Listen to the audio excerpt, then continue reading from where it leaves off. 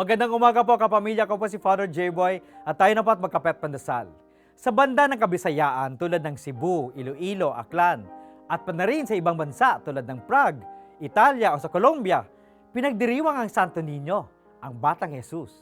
Pinagninilayan sa mga debosyon ng Santo Niño ang mga kwento ukol sa pagkabata ni Jesus na nakasulat sa Ebanghelyo ni San Lucas at San Mateo. Dito tinitingnan ang pagsasaati ng Diyos o tinatawag nating the Incarnation, ang pagsasakatawang tao ng Diyos sa atin. Ang debosyon natin sa Santo Niño sa makatwid ay humahamon sa atin ng ating mismong presensya sa ating kapwa. Meron akong kwento. May isang batang nagising sa napakasamang panaginip. Tinawag niya ang kanyang nanay at hiningi na tabihan siya sa kanyang pagtulog. Ngunit sumagot ang kanyang nanay, "Anak, huwag kang matakot. Binabantayan tayo ng Diyos." Sagot naman ng anak, "Alam ko po yun, Nay. Pero kailangan ko ng katabi at kayakap."